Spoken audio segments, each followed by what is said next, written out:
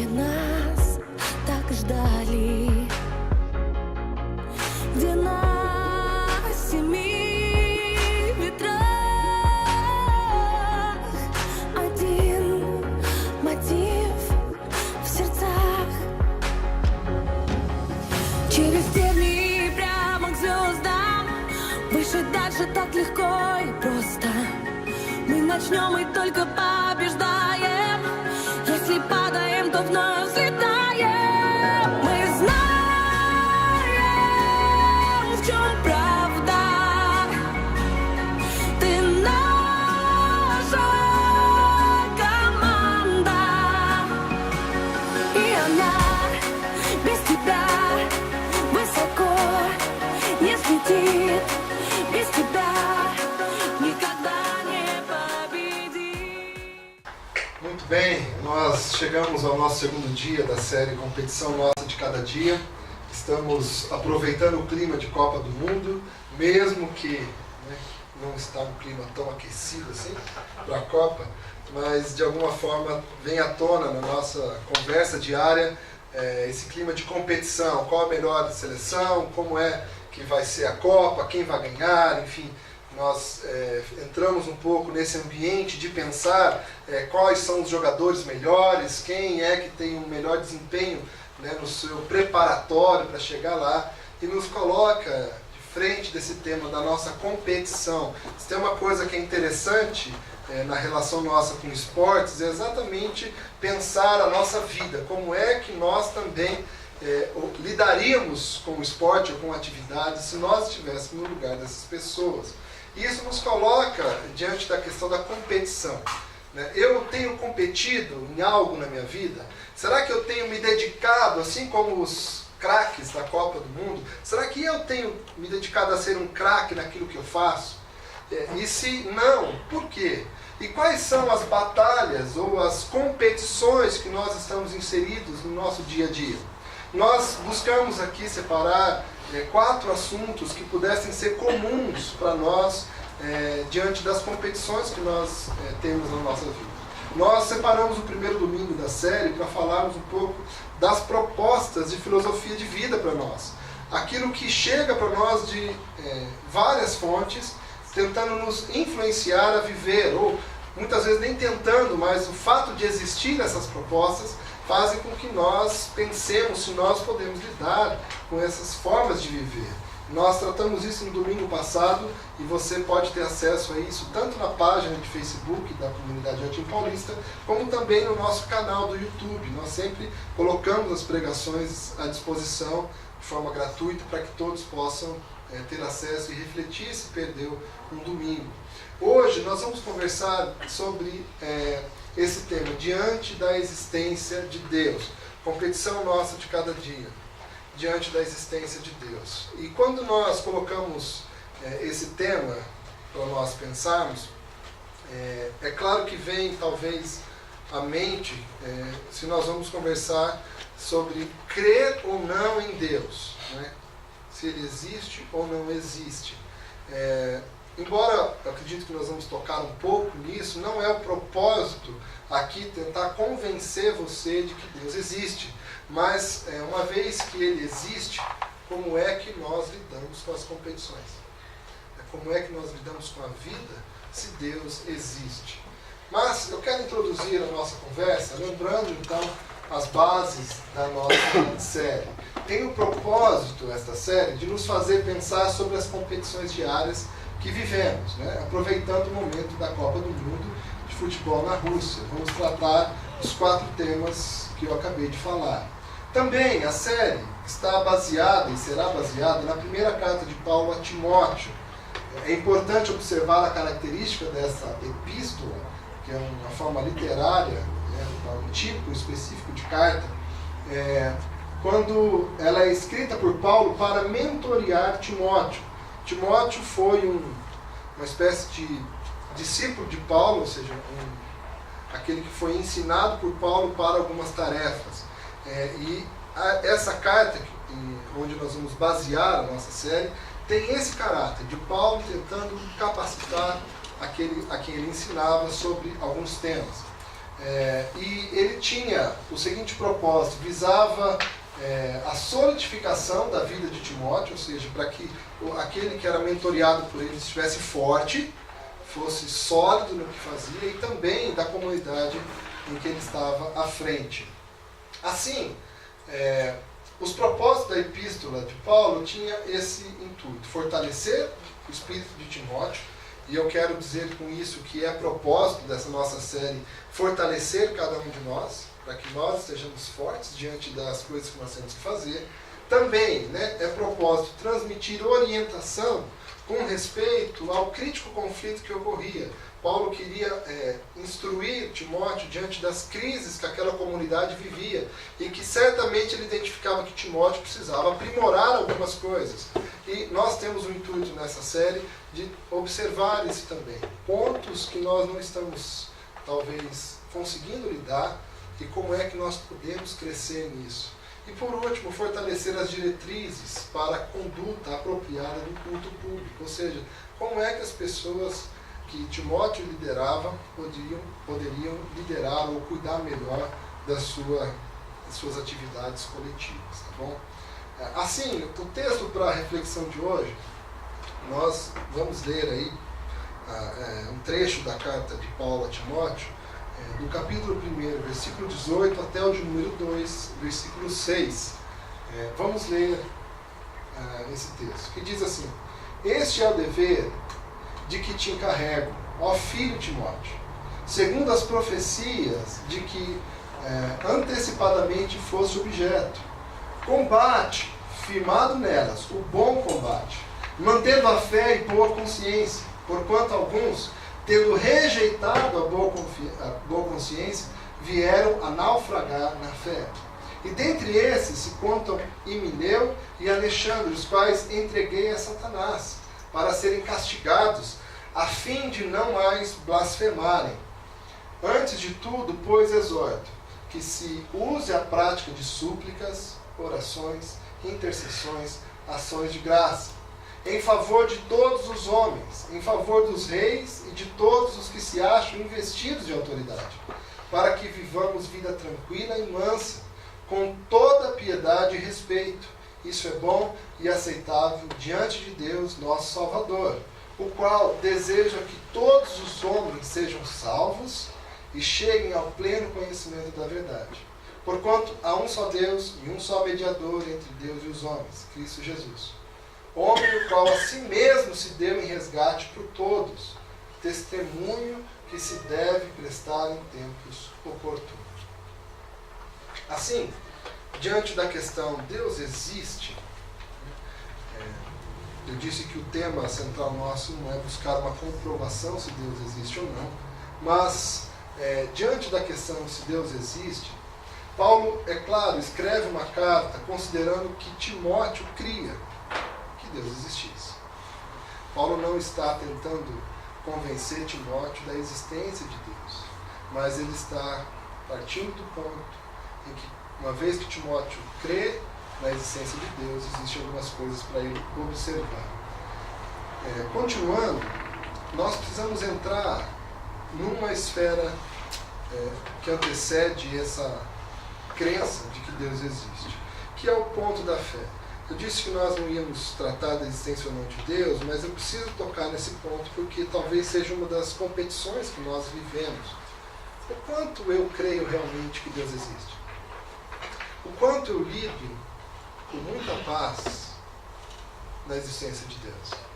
Quando eu observo um pouco a partir da minha experiência, eu observo que há alguns momentos, mesmo naqueles que estão há muito tempo na jornada de fé, em que nós falamos assim: será? Será mesmo? Como é que Deus está aqui ou está cuidando? Há momentos em que nós temos muitas dificuldades, que é o momento do silêncio de Deus. Naqueles momentos onde nós falamos: onde estava Deus quando isso estava acontecendo? Por que ele permitiu isso? E nesses momentos nós temos uma tendência a dizer assim, ou nos questionar, ou talvez entrar numa batalha na nossa mente. Deus existe? Será mesmo? Será que eu não estou colocando a minha vida em algo como uma ilusão, algo ultrapassado. Porque, de alguma forma, essa é uma questão que é interna, tem a ver com as nossas experiências com Deus, e ela é externa também. Tem a ver com as experiências internas, quando eu experimento a presença de Deus e as respostas que Ele traz para mim, e às vezes quando isso não acontece, eu às vezes questiono. Mas é importante nós lembrarmos que essa experiência pessoal, ela importa. Como é que eu experimento a Deus? Agora, essa batalha ela é externa, porque eu lido com várias pessoas, e a gente quase que divide, né? Metade não crê e metade crê. Talvez nós lidaríamos melhor se fosse convicção para todos. Se todos crescem em Jesus, ou crescem em Deus, talvez nós não teríamos tantas crises assim. Mas o duro é que a gente se depara diariamente com pessoas que olham para nós com aquela ironia, dizendo assim: você vive nisso? Você acredita nessas coisas? Pessoas que não ligam para Deus, não querem saber, estão tocando a vida e vão adiante. No livro de Salmos nós encontramos muitas crises de salmistas dizendo a respeito daqueles que não temiam a Deus e prosperavam. E o salmista vai dizer assim: como pode esses que não te seguem, não são justos, não buscam o Senhor e prosperam? Como o Senhor permite isso? Eu não permitiria. A gente tem que lidar com essas questões. E outros que creem, mas também a gente pode ter dúvidas. Será que a experiência dele realmente é válida ou não? O que responde isso para nós, e a gente precisa partir para essa reflexão de hoje, diante da existência de Deus, é que o que nos liga a Deus é a fé. E nós precisamos entender a fé. No livro de Hebreus, nós temos uma declaração a respeito da fé que é base, e eu creio que é aqui que nós vamos entender a fé, que nos faz permanecer diante de Deus, que é essa afirmação: ora, a fé é a certeza de coisas que se esperam, a convicção de fatos que não se veem, pois pela fé os antigos obtiveram bom testemunho. O ponto que nos liga a Deus é esse item que muitas vezes corre pelas mãos e tem a ver não só com o presente, mas aquilo que está por vir. E eu sei que muitas pessoas afirmam que não creem em Deus porque não conseguem imaginar o que vem pela frente. Não conseguem descansar o coração no fato de que Deus está em todas as partes, que Ele é o Criador de tudo. E eu vejo o oposto, aquelas pessoas que conseguem ou vivem fé, de alguma forma há no coração, há na alma, há no ser, algo que coloca paz nisso. Eu lembro quando eu tentei descrever isso alguns anos atrás, por que eu acreditava em Deus? E tentando examinar um pouco a minha vida, eu percebi que eu acreditava em Deus porque o meu coração, a minha vida, descansava. Eu não tinha em mim uma necessidade maior de comprovar se Ele existia ou não. Porque havia uma afirmação para mim, como se dissesse assim: está tudo bem, eu estou aqui, está tudo bem. E aquelas dúvidas que muitas pessoas tinham sobre a existência de Deus, para mim era assim: por que não Ele existe? Ele existe, e Ele está diante de mim. Eu creio que, nesse sentido, a gente começa a observar que fé é um descanso do nosso ser no fato de que Deus existe e está diante de nós. É a certeza das coisas que se esperam. Eu espero que Ele creia. E eu tenho certeza de que Ele existe. Né? Eu espero que Ele existe. E eu tenho certeza de que Ele existe. Das coisas futuras dele. E é daqui que nós vamos partir para a nossa reflexão. diante da existência de Deus, uma vez que o meu ser encontrou a fé, ou a fé encontrou o meu ser, e eu falo assim, o Senhor está diante de mim, o Senhor existe, e a minha vida é sua. A partir daqui, que é o que Paulo está tratando com Timóteo, para que Timóteo lide com a comunidade, é que eu coloco como a gente vive, partindo do ponto de que ele existe. Como eu disse, não é o propósito hoje tratar as dúvidas sobre a existência dele ou não. Mas uma vez que o nosso ser descansa na existência, como é que eu posso viver? E aí, a partir disso, nós podemos identificar alguns maus hábitos que nós temos diante dele. Né? Primeiro, o primeiro mau hábito que eu queria destacar: acreditar em Deus no discurso, mas no dia a dia nem lembrar-se dele. Uma vez que o nosso coração, o nosso ser descansa na existência, é possível que você fale a respeito de Deus no discurso. Que você, uma vez que seu coração está ok nisso, você não está questionando, você diga assim, olha, ele é lindo, ele é maravilhoso, ele é grande, quando requisitado. Mas no dia a dia você vive como se ele não existisse. Você não conversa com ele, você nem lembra do que ele tem para você, ou às vezes você lembra só no susto de alguma situação que te pressiona. Esse é um mau hábito que pode chegar a todos nós e que Paulo quer instruir para que a gente não viva. Mas existe ainda um segundo mau hábito, é que quando nós podemos acreditar em Deus, lembrando-se dele, mas deixando de conhecer o que ele propõe. Às vezes isso é mais comum do que nós podemos imaginar. Quantos de nós, ou quantas pessoas, ou quantas vezes nós só lembramos de Deus porque nós sabemos que ele é bom, nós sabemos que ele é todo poderoso e pode nos ajudar, mas não lembramos que o fato dele existir pressupõe que ele traz uma proposta, uma caminhada para nós vivermos. Quem esquece, quem vive nesse mau hábito, tem sempre uma dinâmica diante de Deus de só pedir. Eu só peço, Senhor, me ajude, fortaleça os meus planos, faça com que eu vença os meus obstáculos, que eu supere aquele problema. Senhor, melhore a minha condição financeira para eu comprar minha casa, para eu quitar logo, para eu adquirir tal bem. Senhor, é sempre uma via de mão única. Eu peço e Deus, como se Deus tivesse a obrigação de atender os meus pedidos e fazer aquilo que eu quero. Quem vive nesse mau hábito tem que perceber que Deus precisa compartilhar alguns propósitos para nós vivermos e Ele tem maior interesse em ver a nossa vida crescendo diante disso.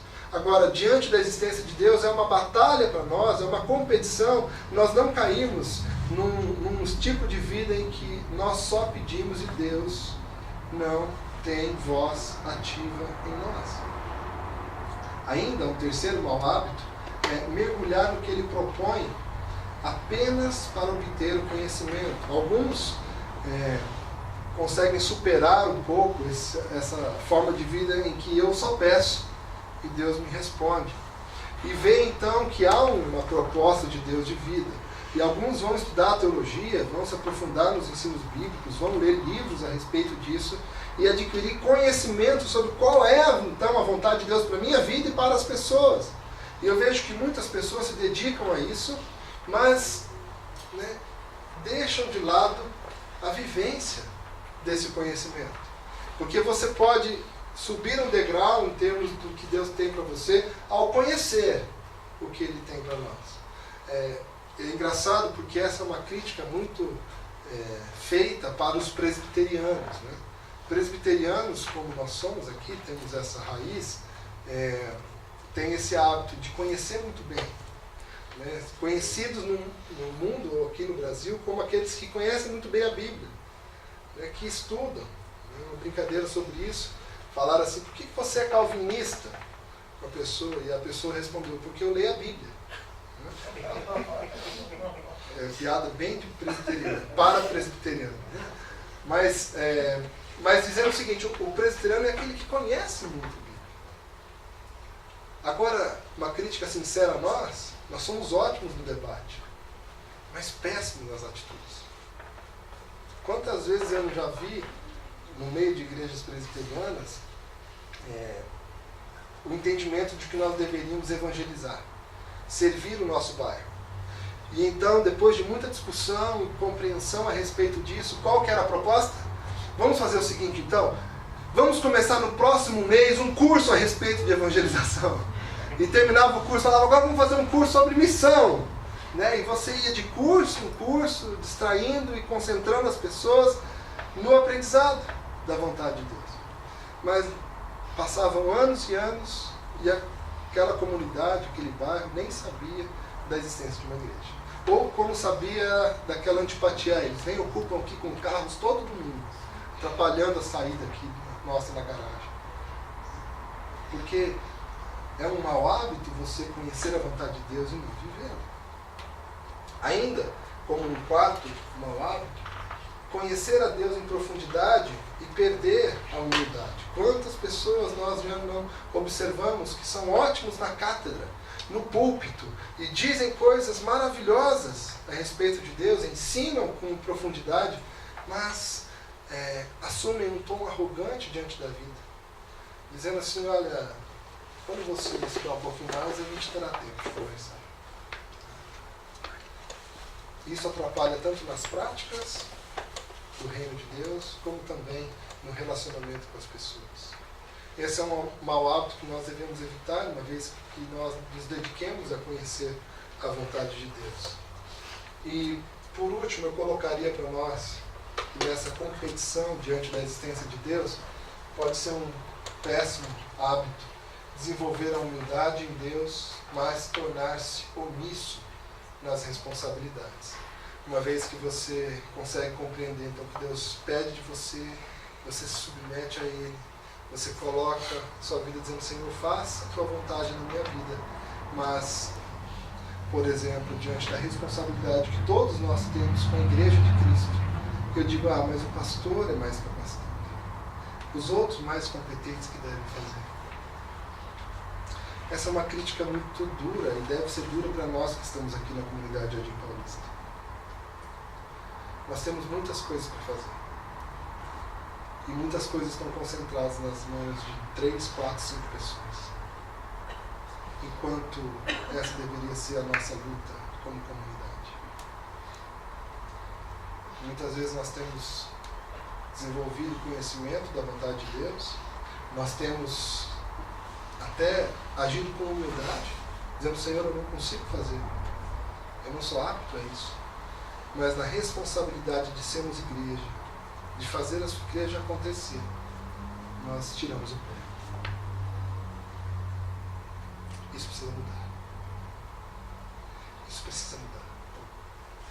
Para todos nós. Assim, a pergunta é, como mudar? Será que nós deveríamos colocar todas as fichas, apostarmos, fazermos bolões, para saber quem é que vai conseguir, qual é a capacidade humana que vai nos fazer superar os maus hábitos? Mas o que nós encontramos na palavra é o contrário. De que nós não devemos botar a ficha ou apostar e criar bolão apostando em nós mesmos, mas devemos fazer isso na graça de Deus. Olha o que Paulo fala um pouco antes do texto que nós lemos. Sou grato para com aquele que me fortaleceu, Cristo. Olha, o mentor está ensinando o seu mentoriado, Timóteo, de que não foi ele quem conseguiu chegar nesse estágio por si mesmo, mas foi porque Cristo o fortaleceu. Quando eu vejo a Bíblia nos ensinando a respeito disso, meu coração se enche de esperança. Eu lembro quando chegou a minha convicção de que nós deveríamos começar uma igreja aqui nessa região. O que me convenceu, o que fez com que eu dobrasse o meu joelho e falasse, Senhor, me envia, foi o dia em que eu ouvi do pastor Ronaldo Lidório dizendo o seguinte, você não é capaz de fazer nada significativo para o reino de Deus, mas Cristo é capaz de fazer isso através de você. Eu lembro que foi exatamente essa a base da minha motivação para eu dizer, Senhor, eu vou. Porque eu sei que não será eu o capaz de realizar, mas porque o Senhor é o cabeça da igreja. O Senhor vai conduzir o processo. E eu tenho visto que por mim eu já teria desistido há muito tempo. Mas porque Ele é quem está fazendo. Ele volta a me animar quando a minha alegria vai embora. Ele volta a me encorajar quando eu tenho vontade de desistir. Ele volta a me inspirar a pensar as coisas que são necessárias para que a igreja aconteça. E é por isso que nós vemos Paulo afirmando isso. E como é gostoso viver de uma forma em que nós falamos, uau, o que a Bíblia diz é verdade. E aqui ela está dizendo, sou grato para com aquele que me fortaleceu, Cristo Jesus, nosso Senhor, que me considerou fiel. Não, Paulo não está dizendo que ele era fiel. Pelo contrário, ele vai dizer, olha, designando-me para o ministério, a mim que no outro tempo era blasfemo, perseguidor, insolente. Paulo está dizendo assim, Cristo olhou para mim, o meu histórico, e dizia assim, olha, você não é essa pessoa. Mas ele disse, eu envio você como se você fosse essa pessoa. Paulo está dizendo, Cristo creu em mim, porque eu iria no poder dele. De forma que, olhando para nós hoje, diante das competições, diante da existência de Deus, e diante das possibilidades de hábitos ruins, nós temos que olhar para Cristo e deixar que Ele nos agracie com a sua força, com a sua alegria, com a confiança para com todos nós. Paulo ainda vai dizer, mas obtive misericórdia, pois o fiz na ignorância e na incredulidade. A misericórdia de Cristo que chega a mim e a você. Dizendo assim, eu sei que você errou e o que você merecia pelo seu erro era o abandono, o ser afastado das atribuições. Mas porque eu sou misericordioso, porque o meu coração vem ao encontro da sua miséria. Eu, então, tenho você como continuidade da minha obra aqui. E Paulo vai dizer ainda no final desse trecho, transbordou, porém, a graça de nosso Senhor com a fé e o amor que há em Cristo Jesus. Eu quero apresentar e dizer para você que nas competições nossas do dia a dia, diante da existência de Deus, é nisso que nós temos que nos agarrar. É na graça dele. Nós temos que olhar para aquele que é o autor e consumador da fé. Qual é o seu desafio hoje? Qual é a competição que você está colocando todos os seus esforços? Eu quero convidar você a, nisso que você tem batalhado, buscar força em Cristo. Qual é a sua luta? Como é que Cristo pode te fortalecer na sua batalha atual? Porque diante da existência dele, é a graça que nos sustenta. É o aproximar de Cristo em nós que nos sustenta. Ainda, em Hebreus, capítulo 10, versículos de 19 a 22, nós temos algo que isso aqui me desafia profundamente.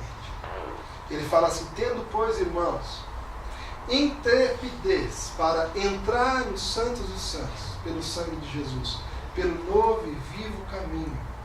Ele diz, no versículo 22, aproximemo-nos com sincero coração, com intrepidez. Isso me desafia pelo seguinte, uma vez que você entende a existência de Deus, entende a graça de Cristo sobre a sua vida, de que Ele é quem pode te sustentar, faz 7-1 contra os maus hábitos, sabe? Vai com tudo para aquele que pode fazer isso.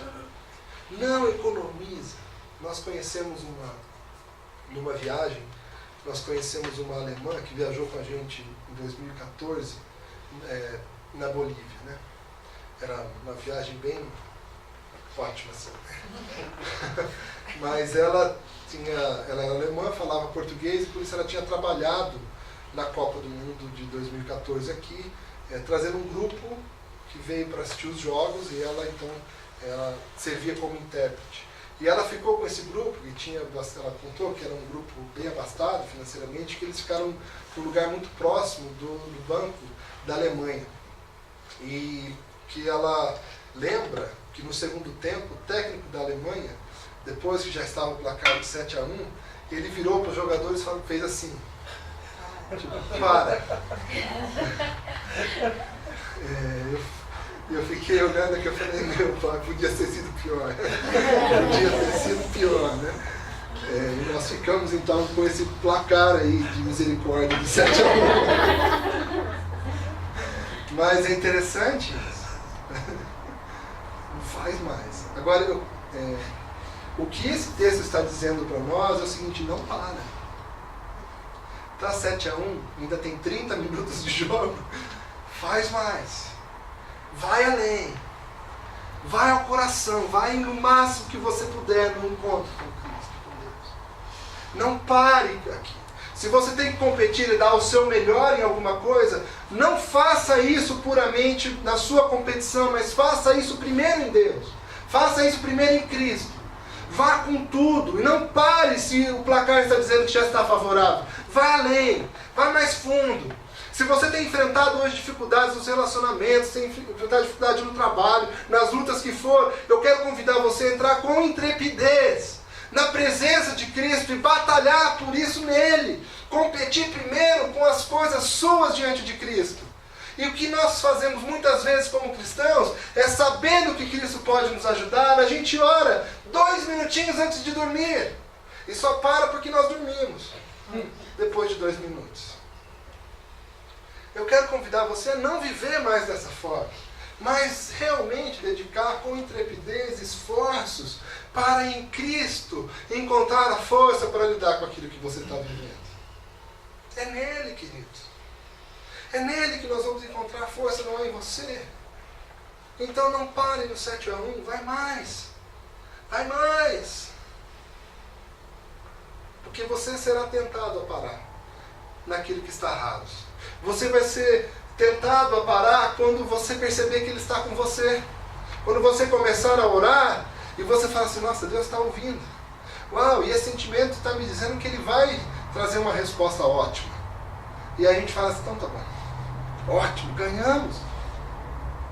Eu quero desafiar você a continuar com intrepidez, com ousadia diante de Deus, porque Ele já abriu acesso a Ele e Ele quer transformar a sua vida com goleada. E Ele tem muito para você. Faça mais. Vai além. Assim, eu quero concluir essa nossa reflexão com 3 questões que Paulo vai trazer aqui. Ele diz nos 4 primeiros versículos do texto que nós lemos, da base para hoje. Ele diz assim, que se use a prática de súplicas, orações, intercessões, ações de graça. Ele está encorajando a Timóteo a encorajar os outros, de que eles passem tempo na prática de súplicas. Isto é, abra o coração, rasgue diante de Deus, suplique, ajoelhe-se diante dele e fala, Senhor, eu preciso do teu auxílio aqui. Senhor, me ajude com isso. Senhor, está difícil, está pesado. Nós devemos fazer isso pelo nosso país, e Paulo vai dizer a respeito disso, dos nossos governantes, dos reis. Nós devemos suplicar. Quantas súplicas você tem apresentado diante de Deus ultimamente? E eu sei que você está passando por batalha, porque todos nós estamos num mundo que nos oferece batalhas diárias. Mas faça isso com súplica. Senhor, eu preciso, Senhor, eu não quero sair desse tempo de joelhos diante de Ti antes que o Senhor responda a minha oração. Ele ainda fala com orações, ou seja, oração é conversa, é uma ação de nós colocarmos o nosso coração em Deus. Coloque, ore, fale, mas ouça a Deus também a respeito das coisas. Intercessão é quando nós colocamos a nossa face entre a face de Deus e da outra pessoa, quando nós colocamos a nossa face entre Deus e as outras situações. Então nós nos colocamos e lidamos com a compaixão e a solidariedade, nós intercedemos, colocamos a nossa vida entre aquilo que está acontecendo e dizemos, Senhor, eu estou somando com essa pessoa no pedido a Ti. E por isso nós devemos nos ajudar uns com os outros a orarmos. Onde nós colocamos a nossa vida com aquele que sofre e diz assim, olha, eu estou com você intercedendo, colocando a minha vida nesse assunto, para que a gente some energia, força e fique mais diante de Deus. Interceda, junte com outras pessoas, ofereça-se como apoio para que aquele que está sofrendo, aquele que está batalhando, encontre mais no outro a ajuda para permanecer mais tempo diante de Deus. E ele ainda coloca em ações de graças, porque aqui nós precisamos diante de Deus também agradecer as coisas que Ele tem feito. Nós precisamos ter ações de gratidão. É isso que significa ações de graças. Ações para diante de Deus, dizendo, Senhor, eu sei que o Senhor já está agindo. Por isso, Senhor, eu quero ter esse tipo de ação, quero ter esse tipo de atitude. Então, planeje ações que vão dizer a Deus assim, Deus, isso é uma forma de dizer obrigado. Eu te agradeço, porque ainda talvez não resolvi tudo, mas o Senhor está aqui. Separe tempo para isso. A segunda questão que Paulo vai instruir a Timóteo é que façam isso em favor de todos os homens, de todas as pessoas, em favor dos reis e de todos os que se acham investidos de autoridade. Nós devemos fazer isso por aqueles que estão sobre os assuntos e as batalhas que nós estamos enfrentando. Quem é aquele que está acima da sua luta? Se é no trabalho, é seu chefe? Que está acima de você? Se não é, se você é o chefe, é o mercado, é o fornecedor, é o cliente? Quem é que está acima? Você precisa colocar esses que estão e têm autoridade sobre isso em oração. Nessas práticas que nós acabamos de dizer. Nós precisamos mudar as coisas a partir da oração, mas colocando essas pessoas, essas autoridades, sobre tudo. E aí Paulo vai dizer, para que, 3, vivamos vida tranquila e mansa, com toda piedade e respeito. Qual deve ser o alvo, então, da nossa vida? Na competição nossa de cada dia, diante da existência de Deus. O alvo é a gente encontrar a vida tranquila e mansa, com toda piedade e respeito. Está difícil encontrar essa vida tranquila e mansa. E a gente só vai construir esse tipo de vida com as práticas de oração, súplicas, intercessão, ações de graça. Nós precisamos, gente, crer nisso que Paulo está escrevendo a Timóteo e viver. E eu quero concluir trazendo um pouco da característica daquele tempo.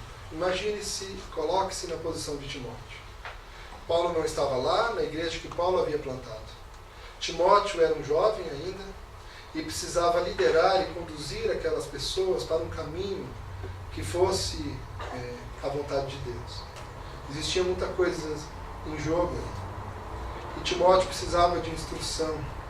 Eu não sei se você já esteve em situação assim, que você aguardava instruções para agir e liderar alguma situação. Timóteo estava assim. E eu acredito que quando chegou a epístola de Paulo para ele, ele foi abrir, se eu estivesse na situação, chegasse a epístola, a carta de Paulo, eu ia pegar aquilo e falou, gente, cancela minha agenda, vou passar algum tempo aqui meditando naquilo que ele escreveu, porque existem transformações que eu preciso fazer na minha vida. E ia separar um tempo para analisar, investigar, entender o que ele estava dizendo, a fim de moldar a minha vida diante daquelas instruções. Porque ele sabia que estava vindo de um apóstolo. E aquilo era a vida para ele. E para aqueles que ele liderava. Por isso eu quero convidar você a ver dessa forma também. Coloque-se no papel de Timóteo e entenda que essas instruções são de Deus para a sua vida. Então, olhe essa carta. Identifique, rabisque, mostre, não sei, de alguma forma, memorize, internalize as instruções para a sua vida. E busque viver. Porque a palavra de Deus diz para você. Que Deus nos abençoe nisso. Amém? Amém. Vamos orar? Você ficar em pé?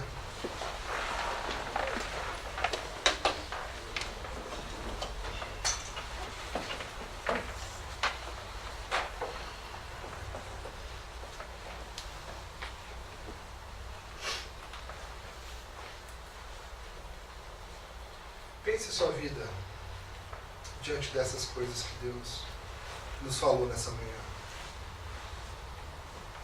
E dê uma resposta a Ele.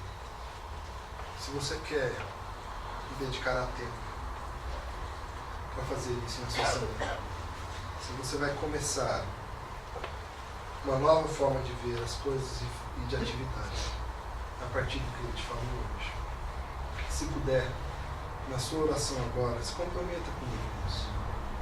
Vou dar alguns instantes para você fazer a sua oração para Deus. Depois eu vou orar por todos nós.